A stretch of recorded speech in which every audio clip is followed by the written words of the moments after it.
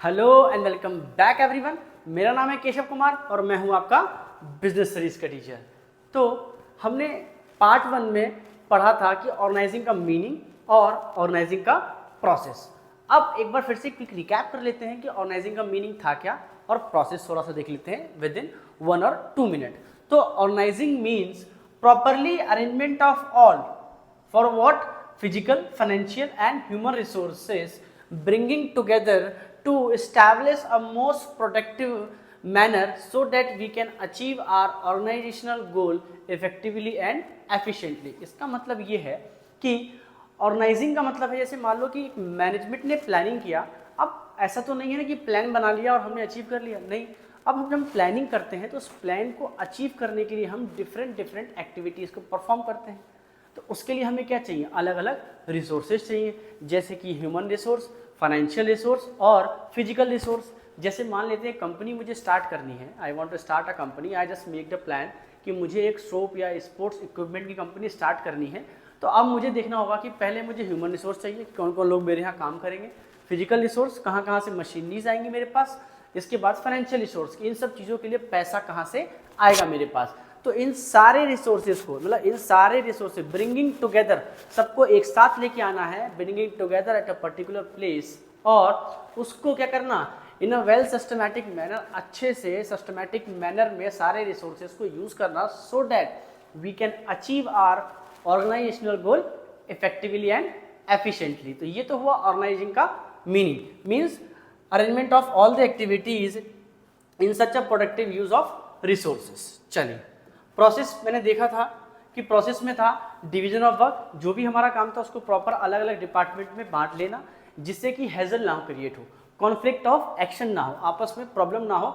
यार मैं तो ये काम कर रहा था पोछा वाला काम, अब मुझे बताओ झाड़ू वाला काम दे दिया, अच्छा अब मुझे सेल्स का काम दे दिया, तो सेल्स वाले बंदे को सेल्स का काम देना, अलग ग्रुप बना देना, ग्रुपिंग द एक्टिविटीज, जॉब्स को अलग अलग, जॉब को अलग अलग नेचर के हिसाब से अलग अलग बांट देना। इसके बाद असाइनमेंट ऑफ ड्यूटीज, प्रॉपर जो इंसान जिस नेचर का है, जैसे मान लो ह्यूमन रिसोर्स है तो ह्यूमन रिसोर्स में भी 2-3 तरह के लोग होते हैं ना, कोई 10th पास है, कोई 12th पास है, कोई ग्रेजुएशन या कोई MBA किया हुआ बंदा है। तो जो MBA वाला बंदा होगा उसको मैनेजर वाला काम देंगे, मैनेज का काम देंगे। जो नॉर्मल बंदा होगा उसको सेल्स का काम देंगे। जो बिल्कुल ही बेकार अनपढ़ होगा उसको हम चपरासी या फिर झाड़ू पोछे वाला काम देंगे। और जो अकाउंट्स वगैरह पढ़ा होगा उसको अकाउंट्स का काम देंगे। तो असाइनमेंट ऑफ ड्यूटीज़ कर देते हैं। इसके बाद इन सब के ऊपर प्रॉपर कंट्रोल देखना कि जैसा मैंने बताया था काम, क्या वो वैसा कर रहे हैं, प्रॉपर क्या करना, रिपोर्टिंग रिलेशनशिप, उनके बीच प्रॉपर रिलेशनशिप को मेंटेन करना। तो आगे बढ़ते हैं इस चैप्टर में और अब हम पढ़ेंगे ऑर्गेनाइजिंग के इम्पोर्टेंस और सिग्निफिकेंस। अब स्टार्ट करते हैं अपना ये चैप्टर आगे से। अब देखते हैं कि ऑर्गेनाइजिंग करने के फायदे क्या हैं। जाहिर सी बात है भाई, मैनेजमेंट में प्लानिंग का अपना फायदा था कि अगर आप कोई काम सोच समझ के करोगे तो आपको दिक्कतें नहीं आएंगी आने वाले टाइम में, है ना। ऐसे ही ऑर्गेनाइजिंग के भी अपने कुछ क्या हैं, फायदे हैं। फायदा मीन्स इंपॉर्टेंस और सिग्निफिकेंस। चलिए, या फीचर्स कह लो आप, फीचर्स भी यही है। तो पहला क्या है, देखो, बेनिफिट्स इन स्पेशलाइजेशन। अब एक बात को समझो, मैंने अभी बताया था आपको कि उसके ऑर्गेनाइजिंग के प्रोसेस में डिवीजन ऑफ वर्क था, और जो इंसान जिस नेचर का है या उसका जैसा क्वालिफिकेशन है उसको वैसा काम देना। तो कहीं ना कहीं ऑर्गेनाइजिंग करने के बाद आपने देखो, जो बंदा BCom किया हुआ है या BBA करके आया है या जो बंदा MBA करके आया है, MBA वाले बंदे को आपने मैनेजमेंट का काम दिया, इट मीन्स वो ऑलरेडी क्या करके आया है, मैनेजमेंट का कोर्स करके आया है। MBA का फुल फॉर्म क्या होता है, मास्टर्स इन बिजनेस एडमिनिस्ट्रेशन। तो जो इंसान MBA करके आया है, जो मैनेजमेंट का कोर्स करके आया है, उसको अगर आप मैनेजिंग का काम दोगे तो वो उसको इफेक्टिवली एंड एफिशिएंटली कर सकता है, वो आपके रिसोर्सेज को वेस्ट नहीं करेगा। लेकिन आप वही MBA वाले इंसान को झाड़ू पोछा वाला काम दे दो तो क्या कर लेगा वो, नहीं ना, वो हमारे रिसोर्सेज को वेस्ट करेगा। तो ये वही कहना चाह रहा है कि आप वेस्ट भी करेगा, ऊपर से क्या, वो बंदा कभी भी झाड़ू पोछे का काम सीख ही नहीं सकता, क्योंकि जो व्यक्ति पढ़ा लिखा है वो अनपढ़ का काम क्या सीख लेगा। तो कहीं ना कहीं अगर आप प्रॉपर डिवीजन ऑफ वर्क करते हो तो कोई बंदा क्या जाता है, एक पर्टिकुलर फील्ड में स्पेशलाइज्ड हो जाता है, वो उस काम को स्पेशल कहते हैं एक्सपर्ट हो। जैसे मान लो कि जो टीचर सोशल पढ़ाता है या जो टीचर फिजिक्स पढ़ा रहा हो, केमिस्ट्री पढ़ा रहा हो, और आप उसके पास जाओगे बिजनेस स्टडी लेके, वो थोड़ा बहुत तो बता देगा आपको, जो कॉमन मीनिंग्स हैं, जो कॉमन वर्ड्स हैं, लेकिन क्या वो आपको प्रॉपर पढ़ा सकता है, नहीं ना। उसके लिए आपको कौन चाहिए, एक स्पेशलाइज्ड इंसान चाहिए, एक एक्सपर्ट इंसान चाहिए in the field of commerce.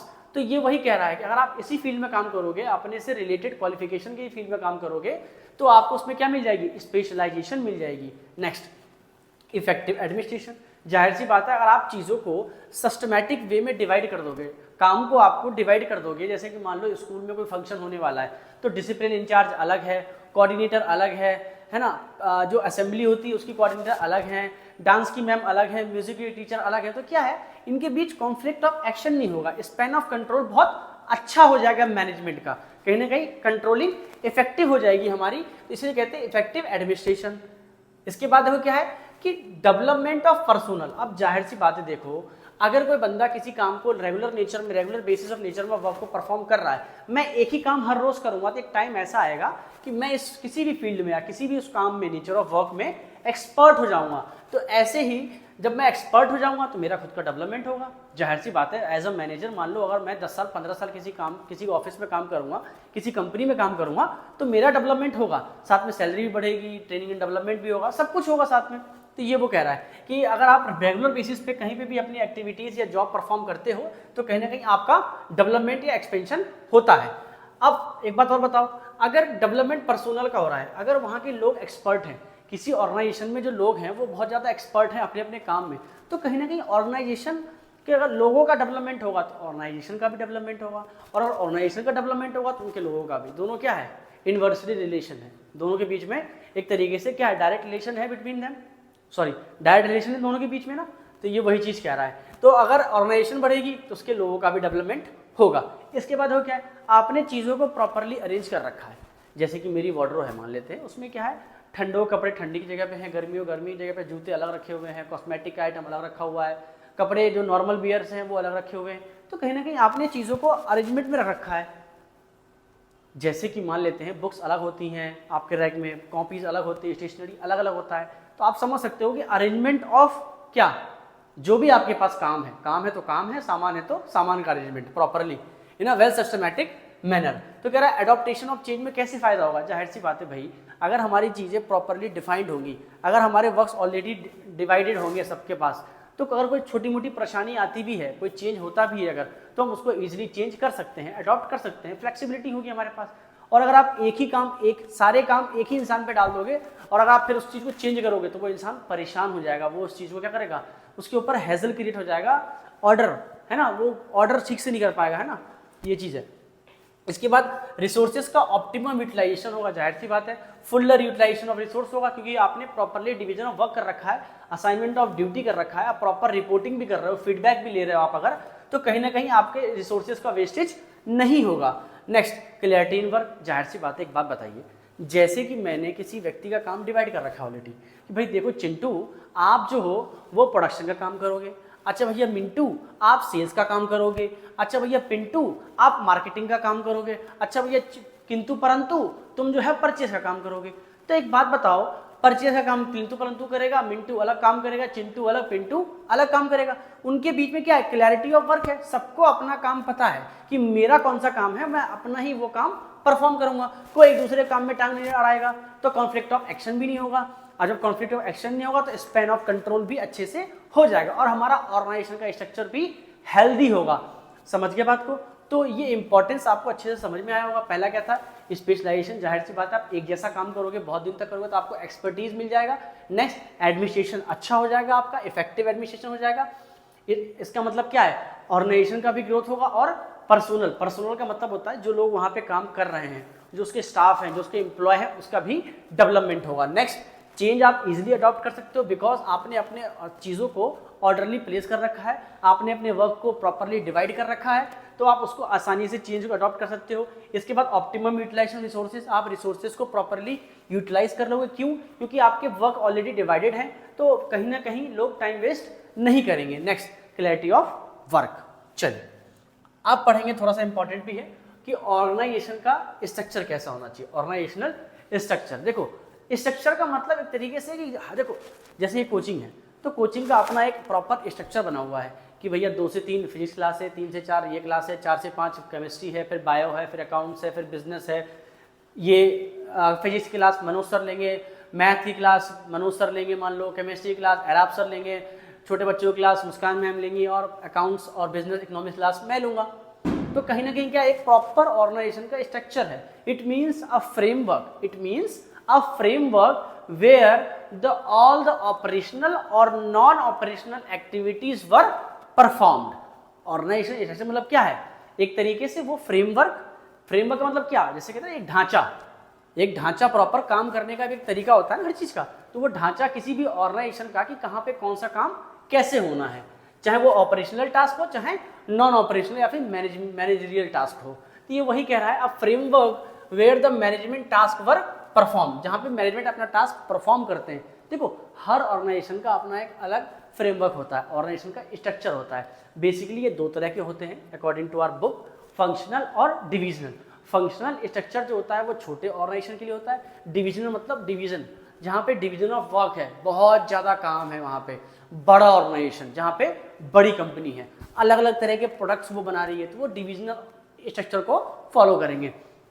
चलिए अभी देखते हैं क्या है।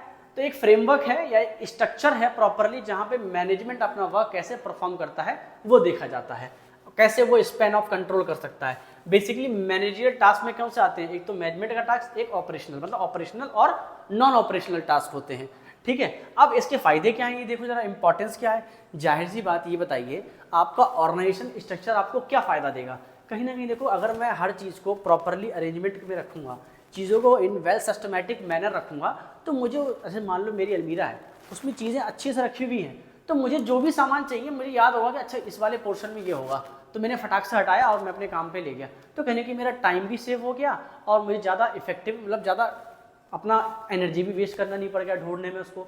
तो कहीं ना कहीं ऑर्गेनाइजेशन का स्ट्रक्चर भी कुछ ऐसा ही है। देखो जैसे अलमीरा का क्या होता है, एक स्ट्रक्चर होता है ना, तो जैसे जब अलमीरा का भी स्ट्रक्चर होता है, वैसे ही ऑर्गेनाइजेशन का भी एक स्ट्रक्चर होता है जहाँ पे हम सारी एक्टिविटीज़ को परफॉर्म करते हैं। तो वो स्ट्रक्चर आपको हेल्प करता है किसमें, कि आप अपने ऑपरेशंस को प्रॉपरली कर सको, अच्छे से अपने काम को कर सको आप। नेक्स्ट क्या कह रहा है कि कहीं ना कहीं क्या है, वो आपको एक प्रॉपर आइडिया देता है। ऑर्गेनाइजेशन का स्ट्रक्चर आपको प्रॉपर आइडिया देता है, प्रॉपर वर्किंग स्टाइल प्रोवाइड कराता है कि आपको कौन सा काम कैसे करना है, how you are going to perform this work, this will provided by organisational structure. Next, it clearly defines, वो अच्छे से हमें बताता है that the levels of management. देखो क्या है, ऑर्गेनाइजेशन स्ट्रक्चर में आपको पता है ये बंदा एमडी है, ये एक मैनेजिंग डायरेक्टर है, ये मैनेजर्स हैं, ये सुपरवाइजर हैं, ये फोरमैन है, ये वर्कर है, ये फायर वर्कर है, जो भी है। तो कहीं ना कहीं क्या है, एक स्ट्रक्चर है तभी तो। अब कोई स्ट्रक्चर होता ही नहीं, सब लोग एक ही जगह इकट्ठे होकर काम कर रहे हैं, तो किसी को क्या पता कि कौन एमडी है, कौन मैनेजर है, कौन वर्कर है। यहाँ पे क्या है, सब एक साथ मिलकर काम कर रहे हैं, क्या ना, वो मछली का मार्केट है, किसी को पता ही नहीं मछली मार्केट। भाई आप अगर सब्जी मंडी में जाते हो तो आपको पता है कि हर जगह सब्जी मिलनी है, लेकिन आप नॉर्मली बरली में जाते हो, क्या होता है, प्रॉपर एक स्ट्रक्चर बना हुआ है। एक ऐसा एरिया होगा जहाँ पे सब्जी का काम हो रहा होगा, एक ऐसा एरिया जहाँ सर्राफ का काम हो रहा होगा, एक ऐसा एरिया होगा जहाँ पे कॉस्मेटिक का काम होगा, एक ऐसा एरिया होगा जहाँ पे टेक्सटाइल का काम होगा, मतलब कपड़ों का काम होगा। तो क्या है, देखो एक प्रॉपर अलग अलग एरियाज बटे हुए हैं।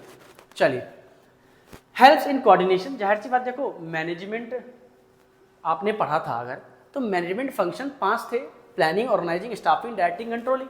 और छठा फंक्शन जो मैंने बताया था, जो सबके लिए इंपॉर्टेंट था, सबके लिए मतलब planning, organising, staffing, directing, controlling, वो था कोऑर्डिनेशन।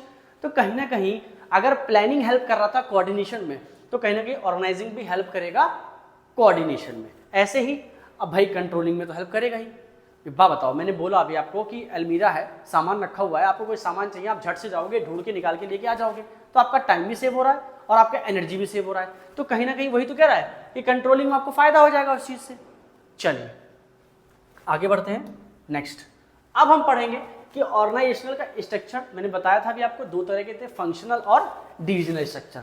फंक्शनल स्ट्रक्चर, एक पहली बात तो समझ लो कि छोटी कंपनी के लिए होता है, जहाँ पे प्रोडक्ट जो होता है सिर्फ एक होता है। मान लो मैं, जैसे कोचिंग है, अब ये कोचिंग सिर्फ कॉमर्स की क्लास होती तो कैसा था, ये फंक्शनल काम था, अगर सिर्फ कॉमर्स ही है। लेकिन डिविजनल है भाई, कॉमर्स भी स्ट्रीम भी है, साइंस स्ट्रीम भी है, आर्ट्स स्ट्रीम भी है और ह्यूमैनिटीज़ भी है, सारे के सारे स्ट्रीम्स हैं हमारे पास कहीं ना कहीं। तो वो कैसा हो जाएगा, डिविजनल स्ट्रक्चर, अलग अलग स्ट्रीम्स के अलग अलग लोग जो अलग अलग काम परफॉर्म करने वाले हैं, क्योंकि सबके काम अलग हैं, सबका रिसर्च डिपार्टमेंट अलग है, सबके जो नोट मेकिंग डिपार्टमेंट है वो अलग है, सबके टीचर्स अलग हैं, सबका फ्रेमवर्क अलग है, सबको क्या पढ़ाना है, कब पढ़ाना है, टाइम टेबल अलग है।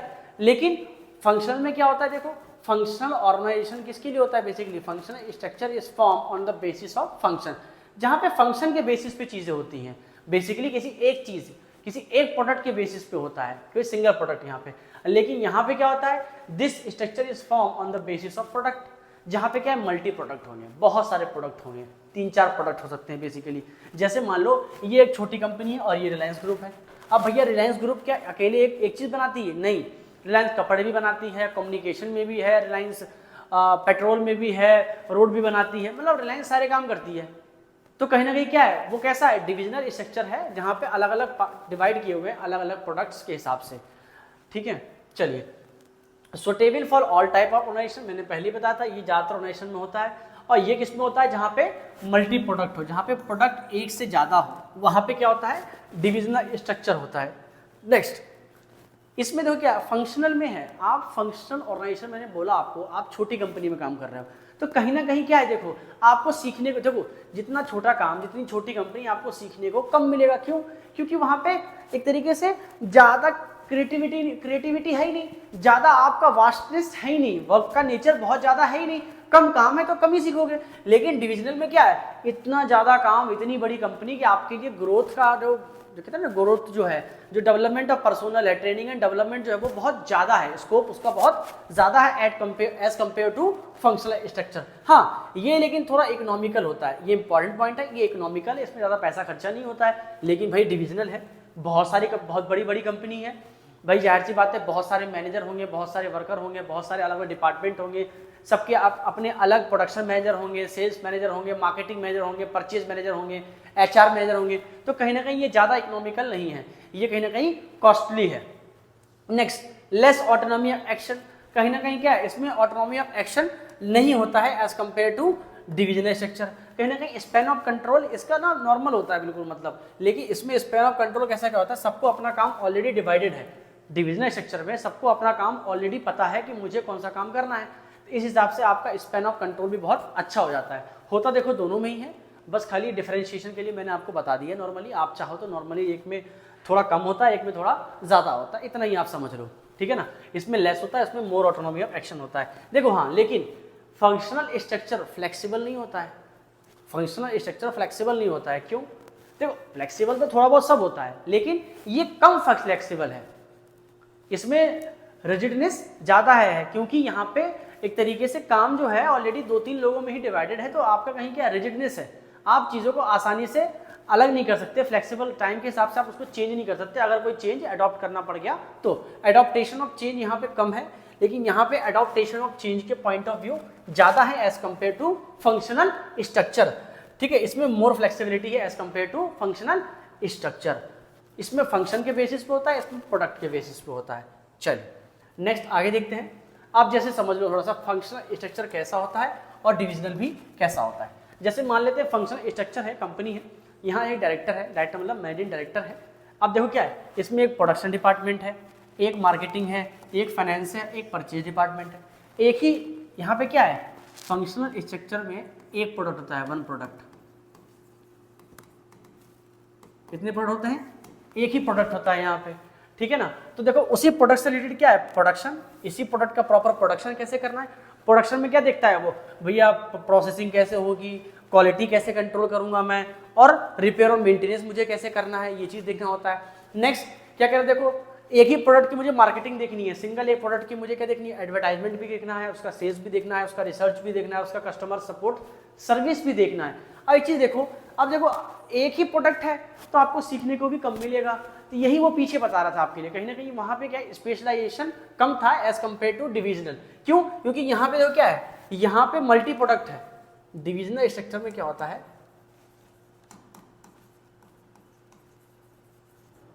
यहाँ पे मल्टी प्रोडक्ट है, 2, 4, 6 ऐसे प्रोडक्ट हैं ज़्यादा।